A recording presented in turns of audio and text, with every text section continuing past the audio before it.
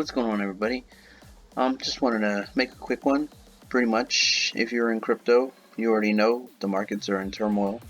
If you haven't already, please like and subscribe, comment and share, and click the links in the bio for crypto merch designs that I made. Okay, anyways, so yeah, these past few days have been insane. This week has been one of the craziest weeks in crypto, like ever. Everything started going downhill around Tuesday when CZ Binance, of course, kind of like called him out, and he's like, "Yeah, we're gonna dump all our FTT tokens." And then the next day, he sent out an offer to FTX, saying that they were considering buying it, and then of course they withdrew, and then you guys already know the story. Everything it's been crazy. And now so many exchanges are freezing withdrawals.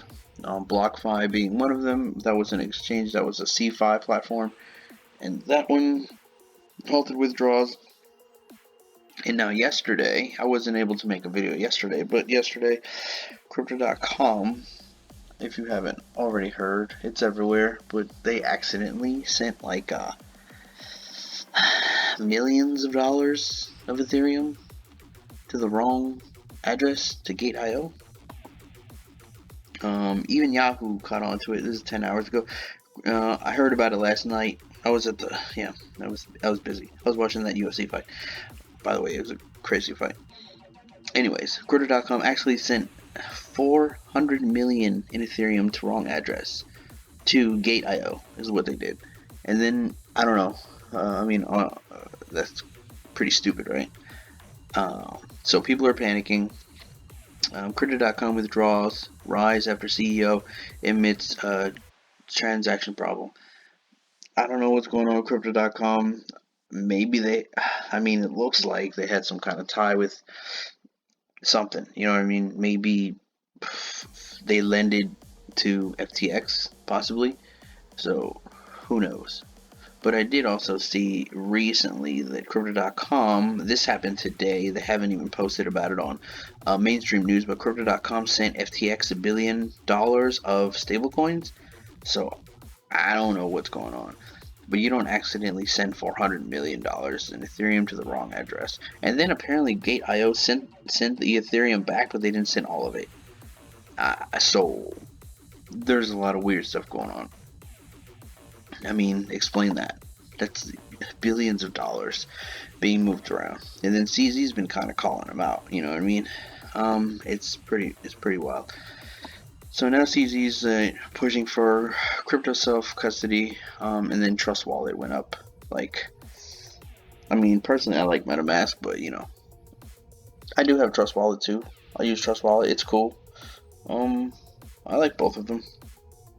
But of course, I'm more of a MetaMask person myself. And, whatever. So, I don't know. This weekend has been insane. Sam Bankman, he was pretty much trying to leave the country. Apparently, him and Caroline and other FTX employees were trying to flee to eventually make it to Dubai. But they were apprehended in the Bahamas. So now, they're kind of stuck in the Bahamas, and it looks like, they caught him. He was trying to run away. I don't know. He owes a lot of people a lot of money, and he's got some explaining to do. So, all this turmoil, of course, is causing a sell-off in the markets. Oh, and then, of course, I didn't even mention, I haven't seen this, but I did see it yesterday on Twitter Crypto News, because that's where the real stuff goes down, you know what I'm saying? If you want, immediate news, Twitter Crypto. Twitter news for everything, really. If you want, news right away, Twitter's the way to go, for sure, hands down. So the markets, of course, the market is selling off because, panic all in the markets, blood in the street, everywhere. Everyone's trying to get out. So, in my opinion, if you hadn't sold already, you might as well just hold and see what happens. Dollar cost average. I mean, I wouldn't put too much in the market right now. I mean, I think right now what the market cap is, $800 billion. Still not terrible. I mean, whatever. Because you guys already know, if you follow my channel at all, which probably got like a few followers right now, this doesn't really still doesn't really bother me because I was in the market when it was like 100 billion and less or less. So this still isn't anything. Right now we're seeing a lot of panic, of course. A lot of people speculate that regulators are going to try to go after USDT again. But I mean, price-wise, it's doing fine.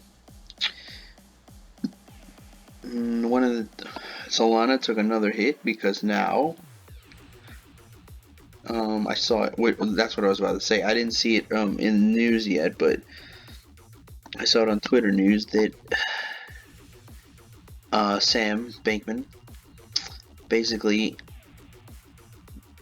there was I don't know what happened, but there was wrapped Bitcoin on Solana that depegged, and it wasn't really wrapped Bitcoin at all.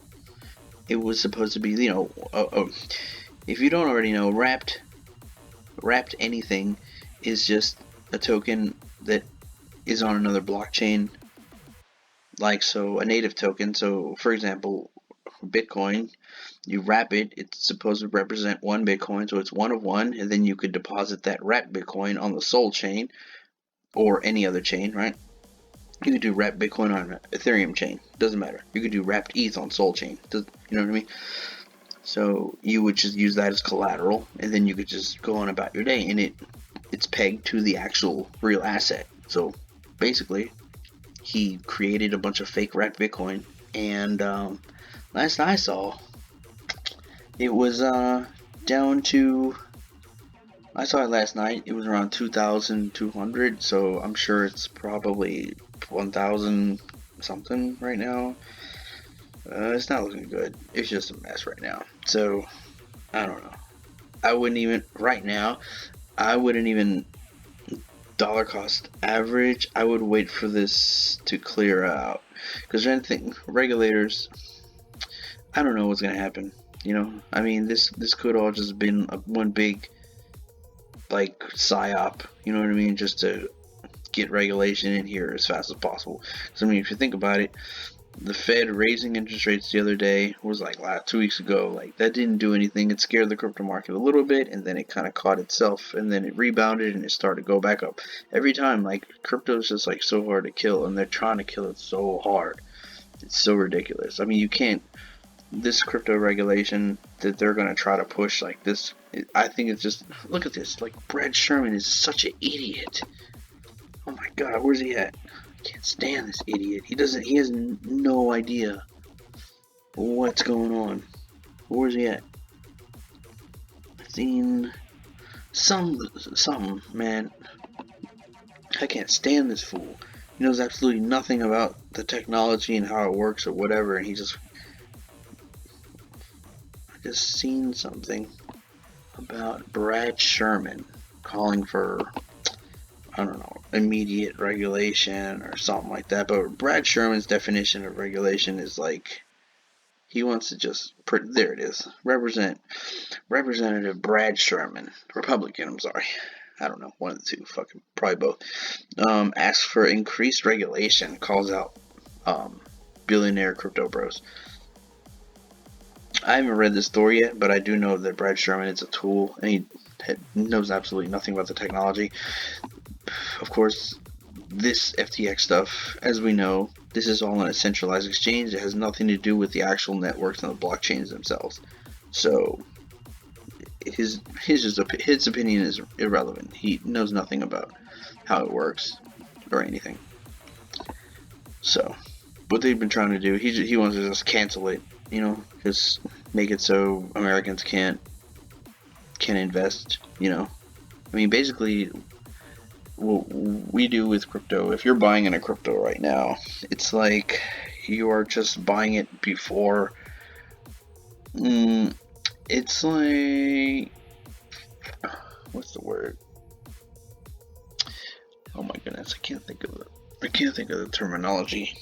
But it's like you're buying into something way before it blows up. And it's like you're really taking a risk of losing all your money, Not necessarily like in the top, top 10, top 20 coins, But like if you're going top 100, top 200, you're definitely increasing your risk, right? But the reward to risk ratio far outweighs it, you know what I mean? So, I don't know. Brad Sherman forever, he's just been trying to kill it. He just doesn't understand anything about it. And I will think of the name of the word that I'm looking for. Not necessarily in this video, but I'll bring it up later.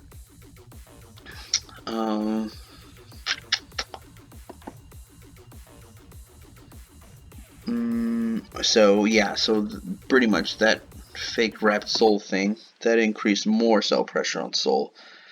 And despite all that, it's still $12.45. I don't know. We're gonna have to wait to see what goes on with that. But I think long term, macro, Sol will be fine. I'm not too worried about it. Everything's really taking a hit anyways. Look, everything's down 10%. Sol's down 12%. Sheeb's down 10%. Sheeb, I think, took a hit because Crypto.com has about, what, 20?